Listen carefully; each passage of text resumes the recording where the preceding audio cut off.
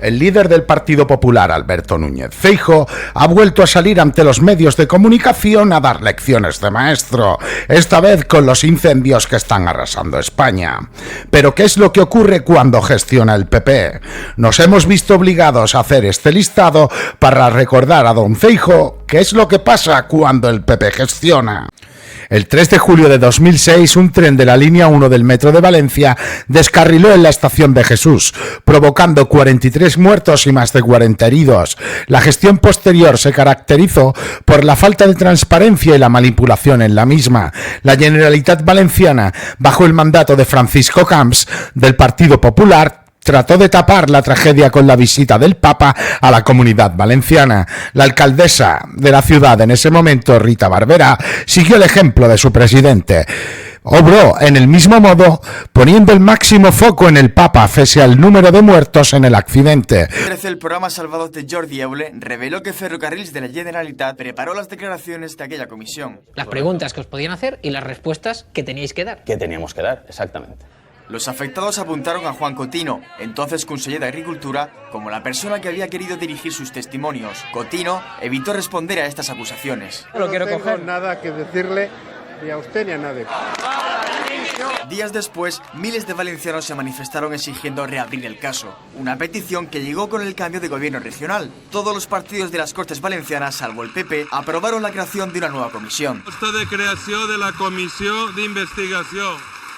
7 meses de trabajo concluyen que el accidente se originó por deficiencias en la seguridad y responsabilizan políticamente al exconseller Cotino y al expresidente Francisco Camps. Como presidente intenté hacer todo aquello que creía que podía y que debía hacer. Ayer las declaraciones de Esperanza Aguirre a la entrada del Comité Ejecutivo del Partido Popular.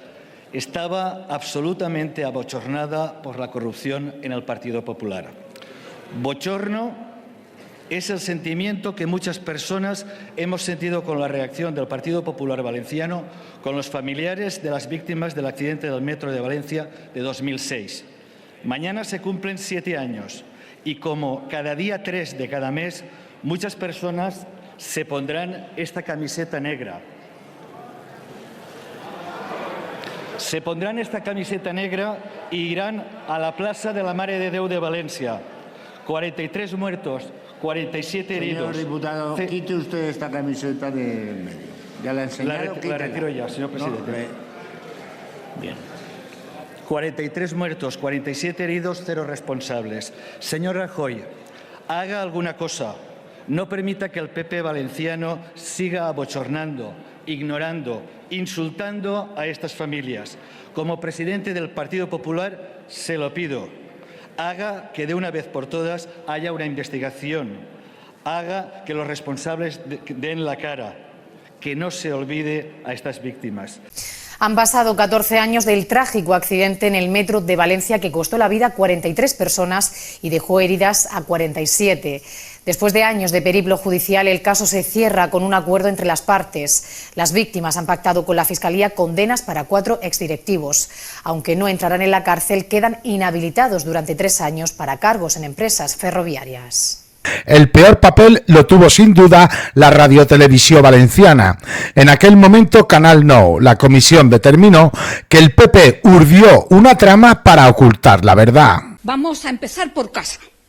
Vamos a empezar por lo que ustedes, yo creo que vivieron, como todos los valencianos y valencianas, el cierre de Canal 9 después del mayor escándalo de manipulación de la información en un accidente tan grave como fue el de Metro Valencia en el año 2006. Manipulación informativa cuando estaba al frente el Partido Popular, al frente del gobierno. Ya no era un medio que daba servicio a la ciudadanía, sino que lo que hacía era una caja de resonancia y un altavoz del gobierno.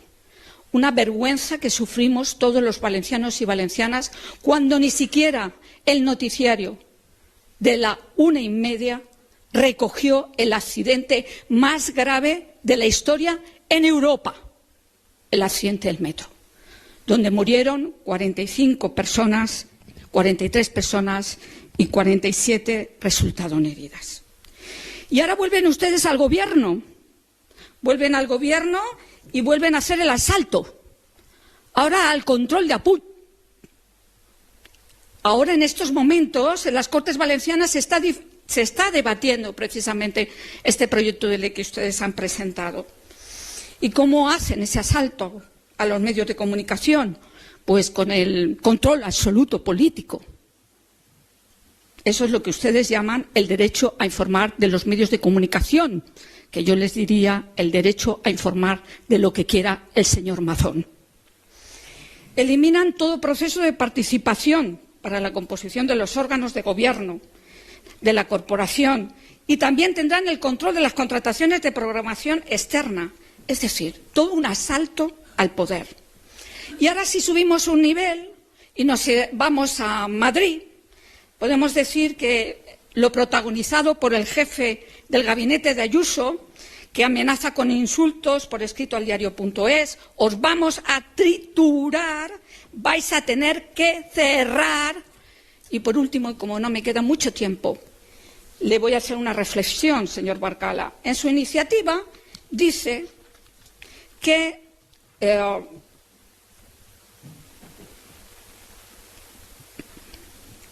voy a terminar con lo que me parece todavía más grave. El engaño masivo que llevó a cabo el presidente Aznar reuniendo a todos, absolutamente a todos los medios de comunicación para... Pues muchas gracias. Señora Barceló, no se altere. Sí, se altera, sí. El atentado puede ser el trabajo de un grupo como Al-Qaeda. ¿Ustedes han...? En estos momentos las fuerzas y cuerpos de seguridad y el Ministerio del Interior no tienen ninguna duda que el responsable de este atentado es la banda terrorista ETA. Y también estamos asistiendo a un proceso de intoxicación que ha iniciado el señor Otegi de manera miserable para desviar la atención.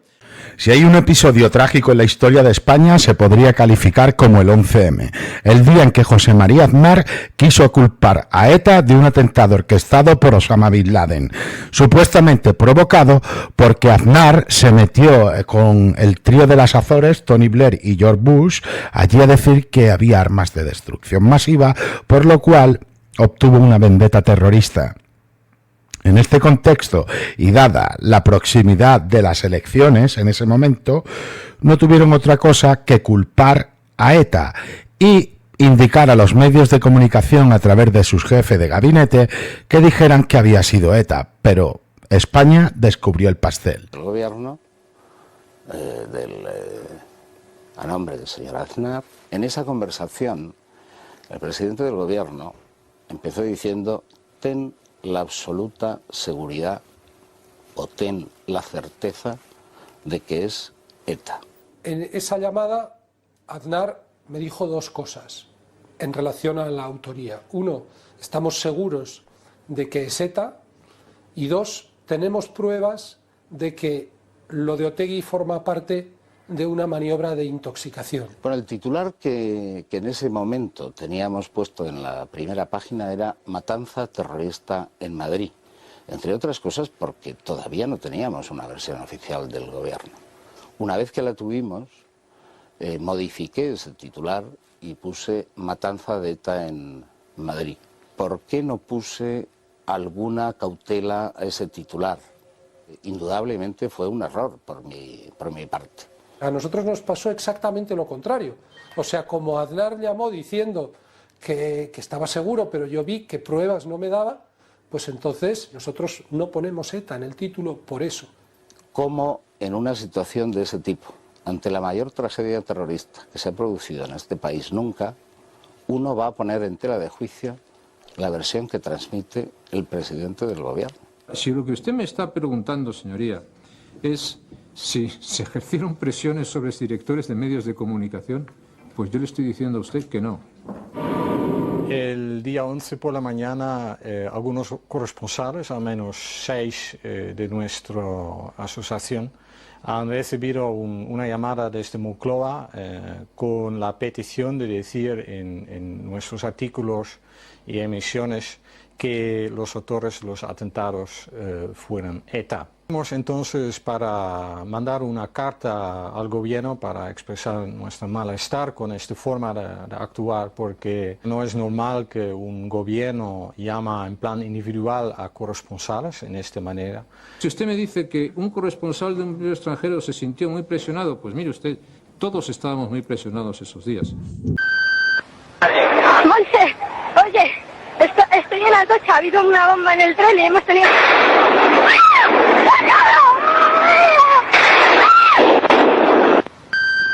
En la estación del Pozo íbamos, no sé, iba medio dormida, entonces estábamos o frenando para parar y que bajase la gente o arrancando para salir, cuando se ha escuchado pues una especie de explosión y como si el vagón se levantase un poco. Y nada, hemos subido y hemos oído una fuerte explosión, mucho humo en el tren y hemos salido como hemos podido. No sabemos ni qué habrá pasado ni nada, supongo será una bomba. Ha habido una explosión hace unos minutos en las vías del AVE. En las vías del AVE, hace unos cuantos minutos, ya les daremos más detalles. Yo me encuentro en la confluencia de la calle Telles con la calle Comercio y aquí lo que te puedo describir es una imagen que se ve de un tren de cercanías parado entre 500 y 600 personas ahora mismo y tratando de escapar de allí. Y acaba de llegar una unidad de SAMUR que está montando un hospital móvil, están sacando a los heridos, hay varios fallecidos por lo que nos han dicho, aunque no podemos concretar el número. Pagarán caro sus culpas, pero ahora es el momento de ocuparnos de las víctimas, de sus familias y de la seguridad. Ya ha comenzado y el titular de Interior, Ángel Aceves, se incorporará en los próximos minutos. ¿Quiénes forman parte de él? Hasta se encuentra reunido con los dos vicepresidentes, Rodrigo Rato, Julia Arenas, y con el portavoz Eduardo Zaplana. Aznar comparecerá durante la mañana ante los medios de comunicación. El Partido Popular ha decidido suspender su campaña electoral.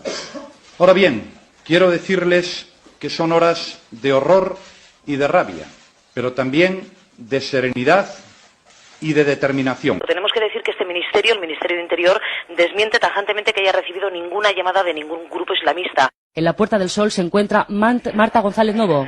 Pues acaba de concluir el minuto de silencio, ahora aquí hay miles de personas, son las que se concentran en este kilómetro cero, escenas de conmoción, de dolor, que el sentimiento más que sentirse se ve.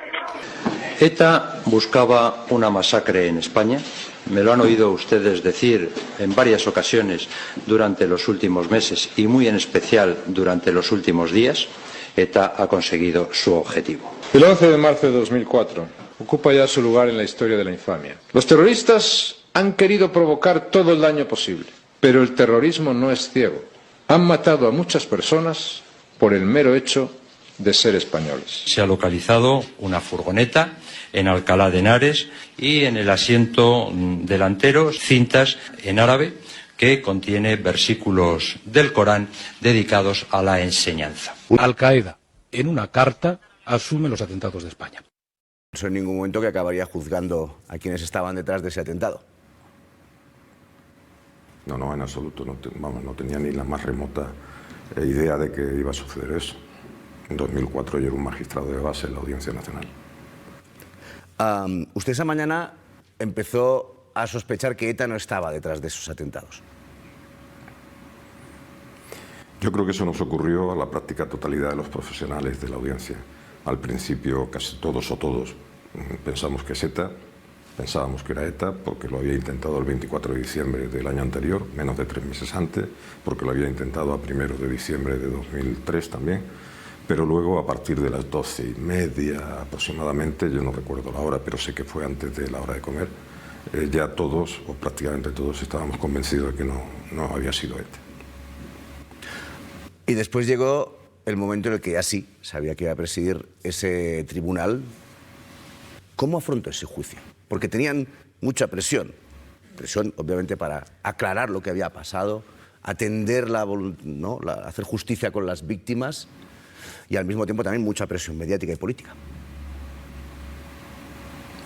Sí, bueno, tuvimos la fortuna, yo tuve la fortuna como presidente y ponente, luego que fui de la sentencia, de tener 2 compañeros de muchísima experiencia al lado, Fernando García Nicolás y Alfonso Guevara Marcos, y por lo tanto éramos un tribunal muy fuerte desde el punto de vista del control y de la asunción de cualquier tipo de presión sin que nos afectara a la hora de trabajar, más allá del desgaste psicológico y físico que suponía un juicio de estas características. Que venir aquí tiene armas de destrucción masiva. ¿Eso usted está seguro? Puede estar usted seguro, y pueden estar seguros todas las personas que nos ven, que les estoy diciendo la verdad. Todo el mundo pensaba que en Irak había armas de destrucción masiva y no había armas de destrucción masiva. Eso lo sabe todo el mundo y yo también lo sé. Ahora. Yo lo sé ahora. Tengo el problema de no haber sido tan listo, de haberlo sabido antes. En la madrugada del 26 de mayo del año 2003, un avión, el Yakolev 42, se estrelló cerca del aeropuerto turco de Trebisonda. Fallecieron 61 militares españoles y un guardia civil, convirtiéndose en la mayor catástrofe sufrida por las Fuerzas Armadas españolas en misiones de paz. El entonces ministro de Defensa, Federico Trillo, del Partido Popular, defendió el buen estado de la nave y achacó el incidente a las circunstancias meteorológicas fortísimas de la tormenta y la niebla, que según él hicieron imposible el primer intento de aterrizaje, y aun el segundo, que ha despistado probablemente a los pilotos y llevando contra una de las colinas cercanas. Se tiene constancia documental de 14 quejas realizadas por los militares españoles desplegados en Afganistán en fechas previas al siniestro y que advertían de problemas diversos durante los viajes realizados en el Yakolev 42, el Yushin 76, el Antonov 124 o el Tupolev 154. Hay que señalar que Noruega canceló el contrato con el Yak 42 tras una única queja, esta vez cruzada de forma oficial, de un militar que le decía: salía aceite de los motores, pasamos mucho miedo, no dábamos crédito a lo que vimos, había paneles sueltos, cables pelados, aseguró pasar más miedo en el viaje del Yak, que posteriormente se estrellaría. Que ha desactivado minas en Kabul. Pues este hombre pasó más miedo volando en el Yak que desactivando minas en plena guerra. Mi marido era mecánico y dijo que no sabía si tenía que amarrar las alas con alambres y no me quería preocupar. 32 mentiras, 32 medallas en forma de mentira, encima de 32 cadáveres sin identificar. No mal identificados, sin identificar. Lo sabíamos desde el primer momento. Yo ya sabía que esos aviones no reunían las condiciones, pero nadie hizo caso de ello. ¿Por qué no hicieron caso a esos informes? El Yak 42D era un buen avión y todo sigue apuntando a algún error humano, más un cúmulo de factores negativos como origen de la tragedia. Me pone los vellos de punta solo de recordar lo que tuvieron que pasar estas personas. Me descompongo. Que un gobierno anteponga el dinero que vale un avión a su propio ejército, pero ¿qué valor le estás dando tú? Primero a la vida humana y segundo a los tuyos. Hombre, es para reflexionar, pero lo más gordo es que estas personas perdieron la vida. La tragedia del Yakolev estuvo salpicada por diversas polémicas. La primera se debió a la mala identificación de los cuerpos, que en algunos casos no fueron entregados a la familia correctamente, o incluso los restos de diversas personas aparecieron mezclados en un mismo féretro. Las identificaciones de los cuerpos se realizaron en Turquía y en muy poco tiempo, lo que demostró cómo el origen de los errores pudo ser ese. La segunda gran polémica se debió al mal estado del avión, circunstancias de la que ya se había advertido en numerosas ocasiones los militares a sus mandos, a pesar de lo cual el avión realizó el vuelo con este fatal desenlace. El 28 de mayo del 2018, Turquía informó al gobierno español que encontraron la pierna de un fallecido, pero esto no es todo, porque meses antes del siniestro ya habían llegado a España noticias sobre el pésimo estado de los aviones exsoviéticos que fueron alquilados para el transporte de las tropas españolas. Por vía legislativa, una diputada del PSOE preguntó 2 meses antes de la catástrofe sobre los vuelos, aviones cuyas condiciones parecieran que no eran las más óptimas. Los propios fallecidos expresaron a sus familias y amigos la preocupación que tenían, el temor que sentían al viajar. Entre ellos, José Antonio Fernández le dijo el mismo día del embarque a su mujer: reza por mí que este avión es una mierda. José Manuel Ripolles relató en un correo electrónico a un amigo 4 días antes del accidente: son aviones alquilados a un grupo de piratas aéreos que trabajan en condiciones al límite. La verdad es que solo con ver las ruedas y la ropa tirada por la cabina te empiezan a dar taquicardias. Vicente Agullo dijo a su padre: quieren volvernos en una tartana. Por todo ello, todas las esferas de la sociedad, inmediatamente después del accidente, se volcaron por descubrir la verdad. En el diario El Mundo, nada de estar vinculado a los socialcomunistas, titulaba los 3 días posteriores del accidente: 62 militares de élite españoles mueren en un avión ucraniano alquilado por su bajo coste. Las víctimas avisaron a sus familias del mal estado del avión ucraniano.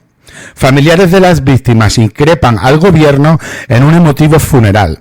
Noruega dejó de alquilar el Jak-42 tras las denuncias de sus militares. O sea, este es el tipo de gestión que hace el Partido Popular cuando está el gobierno. Si esto lo hace un gobierno del PSOE, madre del amor hermoso, la que liarían. Pero ¿por qué tenemos muy mala memoria cuando Feijóo se va ayer a dar lecciones sobre los incendios? Que se marcó un Dana. Hizo lo mismo que hizo con Mazón, lo hizo ayer con Rueda. La historia del Yacolet no es una simple anécdota. Se confirmó que muchos de los familiares de las víctimas sabían desde hace más de décadas que existían restos de sus seres queridos que aún siguen en territorio turco y que jamás fueron identificados. Se trata de un hito más en un sinfín de desplantes, insultos, maltratos y desprecios ante los intentos de padre, viuda e hijo por conocer toda la verdad de lo ocurrido. Personas que han llegado a ser calificados en el pasado de locos por el propio ministerio, dirigido por el Partido Popular, que les llegó a acusar de avergonzar a los muertos con su comportamiento. En los días y semanas posteriores al accidente, el Ministerio y su máximo responsable, Federico Trillo, corrieron como las balas para achacar el accidente a un error humano, combinando algunos fallos técnicos del aparato que habían desembocado en la tragedia. Desde primera hora de esta madrugada hemos estado en contacto con las familias para comunicarles los fallecimientos y garantizarles que estamos trabajando también en coordinación con las autoridades turcas en la identificación y pronto en la repatriación de los cadáveres, que espero que en 48 horas se pueda haber logrado. Paco, tu hijo, el sargento Francisco Cardona Gil, iba en el Jak-42, murió en aquel vuelo. ¿Tú cómo te enteraste de la noticia? Justo en el hall del pabellón de suboficiales, de pie, sin la delicadeza de sentarnos en una mesa, con una botella de agua, sin más, se acerca y me dice: hola, buenos días. Y buenos días, y dice: soy el coronel Mestre, traigo malas noticias, su hijo ha muerto en un accidente aéreo. Yo me puse en aquel momento furioso, empecé a dar patadas a los muebles. Un brigada que estaba en la recepción me llamó la atención: oiga, compórtese, no pegue usted patadas al lugar. Y dice: yo tengo patadas a todo lo que se menea, incluso a usted le pone por delante. El coronel dijo: déjalo que se tranquilice y ya se le pasará y tal. El forense turco Bülent Sam, que participó en la identificación de los militares del Jak-42, aseguró en la Audiencia Nacional que los militares españoles insistían en llevarse los cuerpos, incluso sin identificar, para llegar al funeral que se iba a celebrar en España. Sam explicó que les advirtieron que los 30 de los 62 cuerpos solo podrían ser identificados con pruebas de ADN y que los militares españoles le prometieron que terminarían estos trabajos en España a fecha de 15 del 4 del año 2009. Cadáveres no pudimos identificar exactamente de quiénes eran uno por uno, sí que eran de españoles. Bu cesetlere mutlak DNA testi yapılması gerektiğini belirttik. Dijimos que subrayamos que se tendría que hacer el test de ADN. Ancak bizimle muhatap olan, savcılarla muhatap olan askeri yetkililer mevcut halleriyle kimliklendirilmeden bu 30 cesedi de almak istediklerini. Pero sizinle birlikte olan askeri yetkililer mi dediniz? Savcılarla muhatap olan, savcılarla görüşme yetkisinde olan askeri yetkililer. Başlarında General Navarro vardı. Pero los militares españoles, los responsables españoles que estaban en contacto con la fiscalía,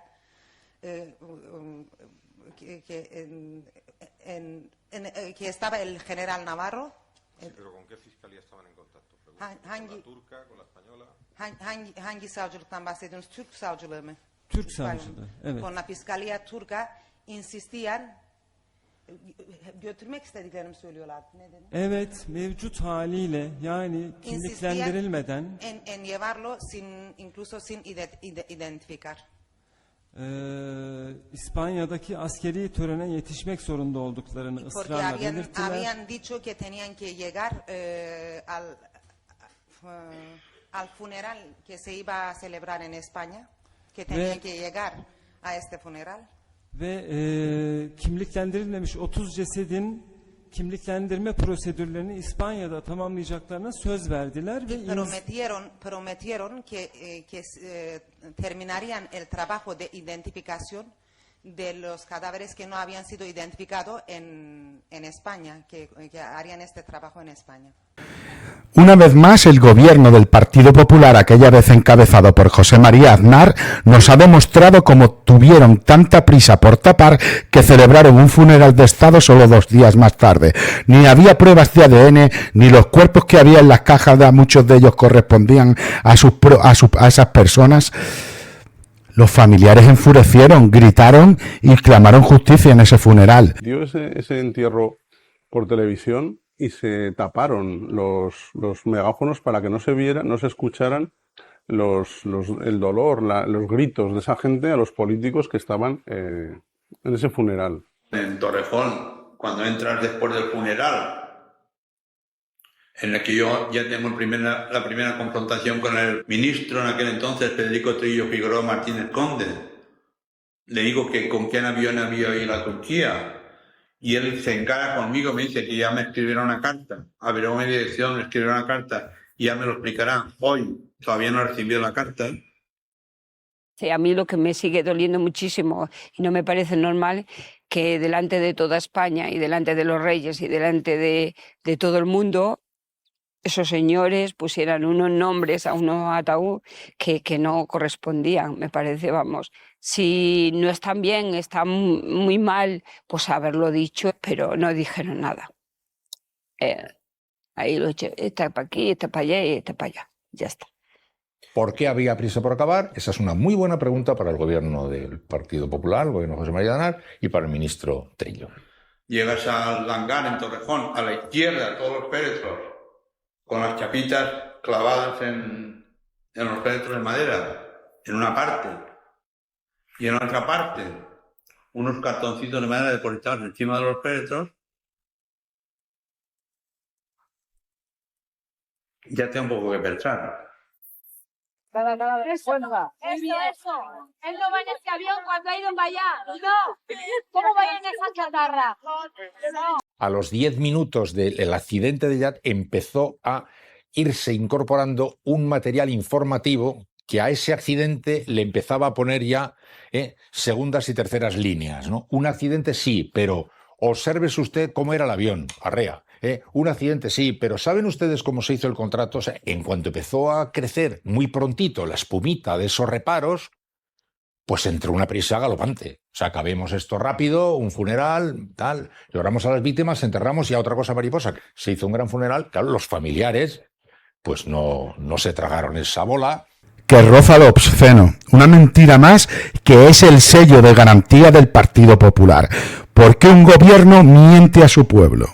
¿Eso es ser legítimamente un buen gobernante?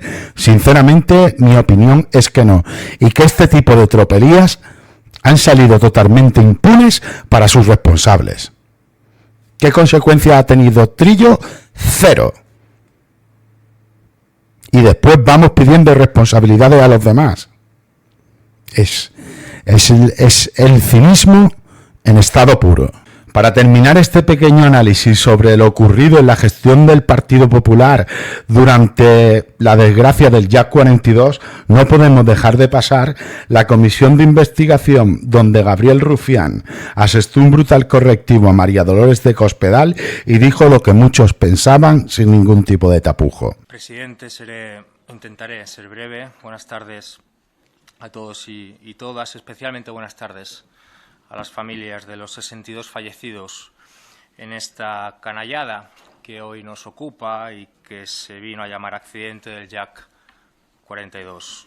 Señora ministra, ustedes han tardado 14 años en dar explicaciones en torno a esto y es probable que no las vuelvan a dar en otros 14 años, entre otras cosas porque haciendo lo que hacen ganan sorprendentemente elecciones y entiendo que esto debe otorgar un sentimiento de impunidad brutal.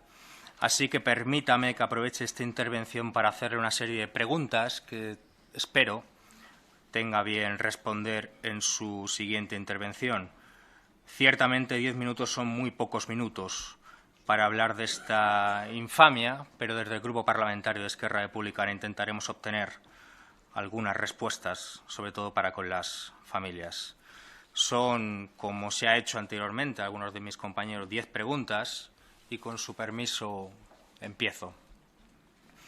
Primera pregunta. Señora ministra, ¿tiene usted algo que decirle 14 años después a aquellas personas que enterraron o incineraron erróneamente a sus hijos por culpa de una mala identificación de los cadáveres?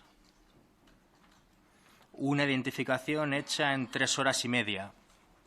Una identificación que fue una auténtica chapuza ordenada por unos auténticos chapuzas. ¿Sabe cómo la calificó su máximo responsable? Autopsias lights. Lo dijo sin tapujos, lo dijo tal cual. ¿Sabe qué fue de ese máximo responsable? Trillo lo condecoró con la Gran Cruz Militar. Se llama General Navarro. Señora ministra, ¿cómo cree usted que debe sentirse ante eso alguien que recibió hace 14 años el cadáver de su hijo, de su hermano o de su marido, con 2 pies distintos? Un 43 y un 45. Por ponerle un ejemplo, ¿eh? Podría poner bastantes más. Segunda pregunta. Señora ministra, ¿por qué tras lo sucedido el señor Trillo acabó en la Embajada de Londres y no en su casa? O mejor aún, frente a un juez. ¿Qué es lo que sabe el señor Trillo tan relevante que le hace saltar de cargo en cargo independientemente de lo que hace? Tercera pregunta. Se han contabilizado hasta 14 quejas de soldados previas al accidente. Señora ministra, ¿por qué esas reclamaciones, en lugar de aprovecharse para mejorar las condiciones de los aviones, se aprovecharon para intentar rebajar aún más el precio del alquiler de los vuelos? Señora ministra, ¿por qué se llevaba a esos chicos en aviones de hojalata a sabiendas? Cuarta pregunta. Señora ministra, ¿usted volaría en un avión pilotado por 2 personas que no han dormido en las últimas 22 horas? ¿Dejaría que algunos de sus seres queridos o conocidos lo hicieran? Seguramente no. La pregunta es por qué el Ministerio permitió impasible que volaran 62 de sus soldados en esas condiciones. ¿Por qué jugaron a la ruleta rusa con la vida de esos chicos? Quinta pregunta. Parece ser que ese día volar al Jack 42 costó 149.000 euros, de los que solo 36.500 aproximadamente fueron directamente para la compañía aérea principal. ¿Por qué todavía no se sabe exactamente cómo se repartió ese dinero en la escala de subcontratación?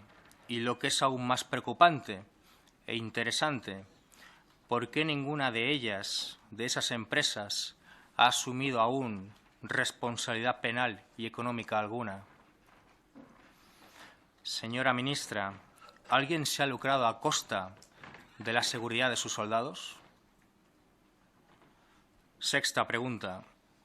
¿Qué tipo de responsabilidad tuvo en todo esto el broker que participó en la cadena de subcontratación Chapman-Freeborn?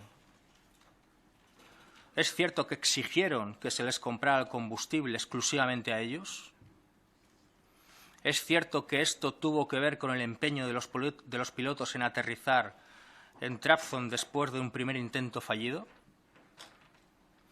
Y lo más importante aún, y más preocupante, señora ministra, ¿por qué el Ministerio permite que esta compañía base su defensa en decir que algunos de los familiares se inventan su relación con los soldados simplemente para conseguir dinero?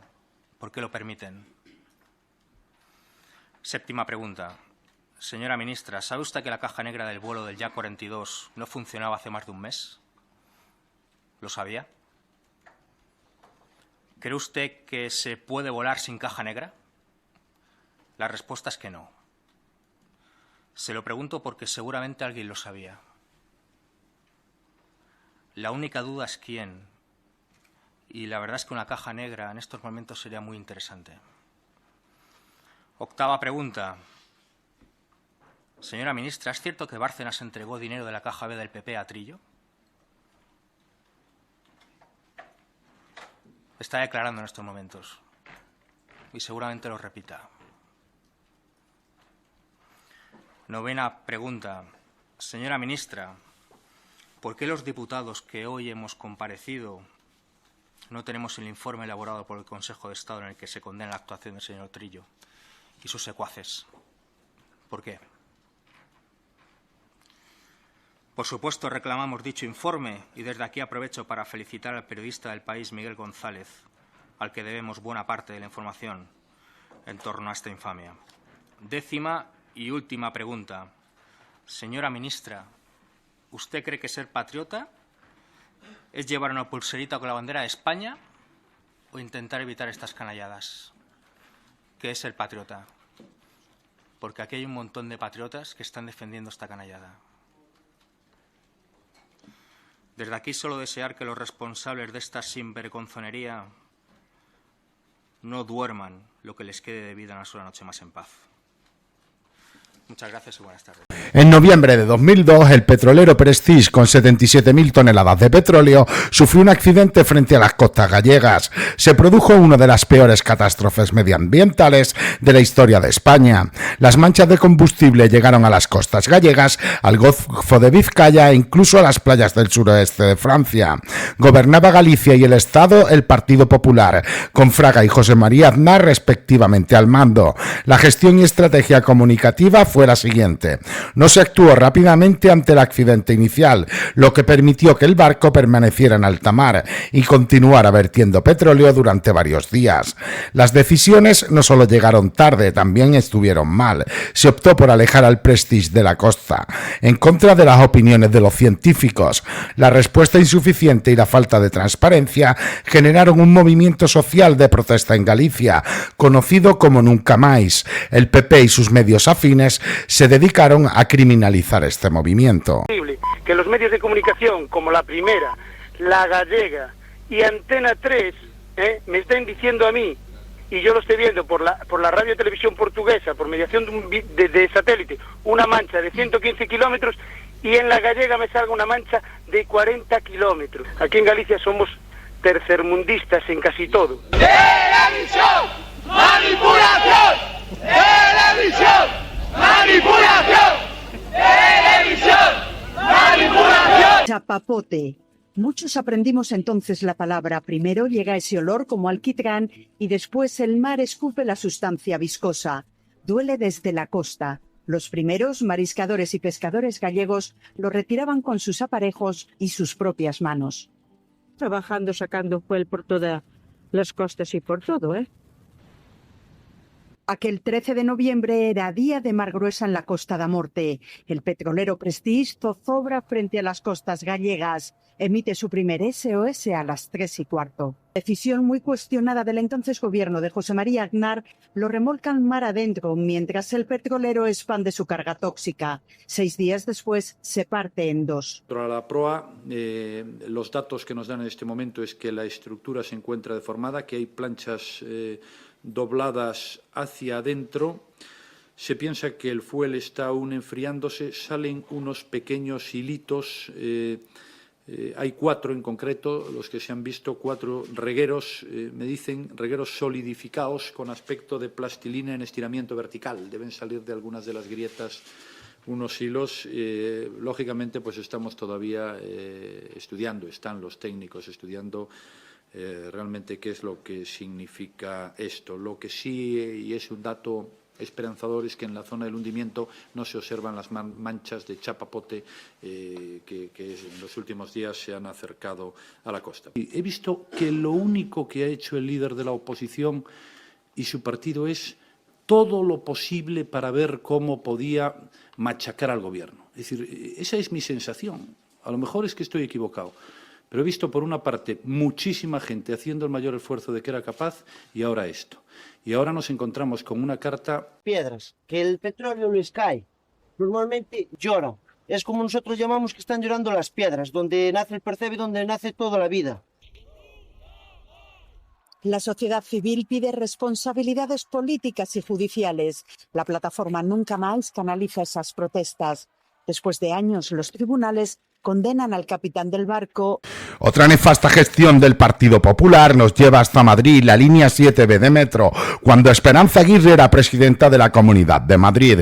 Modificó el trazado de la línea 7B de metro, añadiendo 2 paradas en un tiempo récord y generando un sobrecoste de 37 millones de euros. Esta decisión motivó problemas estructurales que han causado grietas y daños en edificios residenciales de San Fernando de Henares. La línea fue inaugurada en 2007 y las familias afectadas denunciaron la falta de compensación y apoyo por parte de la Comunidad de Madrid, que no ha asumido plenamente su responsabilidad de los años de gestión iniciada por Esperanza Aguirre. Han causado más de 600 viviendas afectadas, 217 desalojos y la destrucción de varias casas y comercios. El 24 de julio de 2013, un tren de Ávila descarriló cerca de Santiago de Compostela, causando 80 muertos y más de 140 heridos.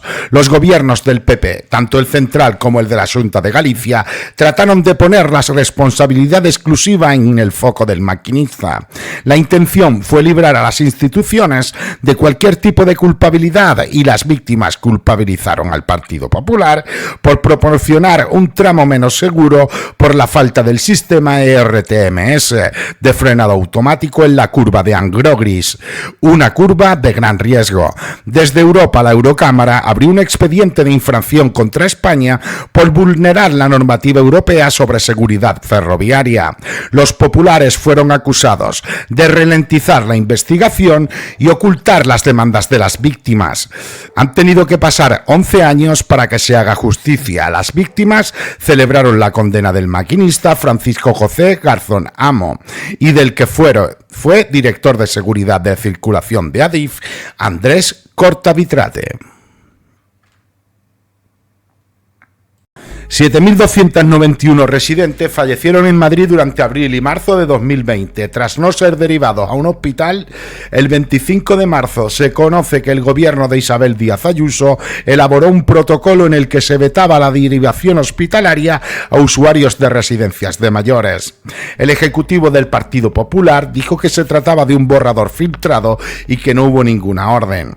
Algo que choca con lo que ha explicado en reiteradas ocasiones el exconsejero Alberto Reyero. Él se puso al protocolo. La estrategia del gabinete de Isabel Díaz Ayuso ha sido similar a los casos anteriores: minimizar las acciones de su gobierno, llamando borrador a unos protocolos investigados, echar la culpa a otros como Pablo Iglesias o no respetar a las víctimas. Estos han sido situaciones que nos han hecho alarmar a medio país. Isabel Díaz Ayuso, con imputados actualmente después de que 5 años más tarde se haya reabierto la causa. 1291, el número que perseguirá siempre a Isabel Díaz Ayuso. Hoy, en la sede del Partido Socialista de Alcalá de Henares, hemos acogido un evento para que se siga ahondando en la verdad de lo que pasó en las residencias durante la pandemia. Fue la tormenta perfecta. La precariedad en la que se estaban gestionando las residencias de la Comunidad de Madrid dieron lugar al desastre de gestión en plena pandemia. No nos vamos a rendir, vamos a seguir luchando para que se sepa la verdad de lo que ocurrió, de lo que hizo la señora Ayuso, que le robó su derecho a ser atendidos en los hospitales públicos a miles y miles de mayores, para que haya justicia, que pida perdón y depure responsabilidades de una vez, y para que las personas mayores en residencias sean atendidas con la dignidad que ellos y ellas se merecen. Se fue lo más grande de mi vida, mi madre, y pidiendo auxilio y nadie la ayudó. Y sobre todo quiero justicia.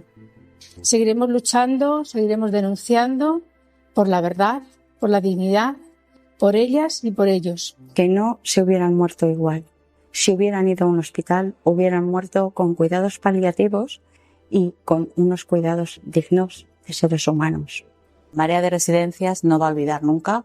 Seguiremos pidiendo justicia, seguiremos recordando lo que pasó y seguiremos luchando porque las residencias cambien la gestión. El pasado 29 de octubre, la dana que azotó Valencia y se cobró 229 vidas fue gestionado por el que posiblemente sea el peor presidente de una comunidad autónoma de todos los tiempos, Carlos Mazón Guixot, auténtico responsable de estar en el ventorro de Farra mientras su pueblo se ahogaba. Buenas tardes. Buenas tardes, es la mañana del martes 29 de octubre, día del desastre. La delegada del Gobierno Central, Pilar Bernabé, ha anulado su agenda y un viaje previsto al recibir la alerta roja de AEMET a las 7:30 de la mañana. Reúne a su gente, que son la UME, Guardia Civil, responsables de carreteras del Estado y su unidad de protección civil para tenerles activado, y mantiene una reunión telemática a las 9:30 con alcaldes de la zona de riesgo, pese a no ser su competencia, para comunicarles la alerta. Después de recibir a las 12:07 el aviso de la Confederación Hidrográfica del Júcar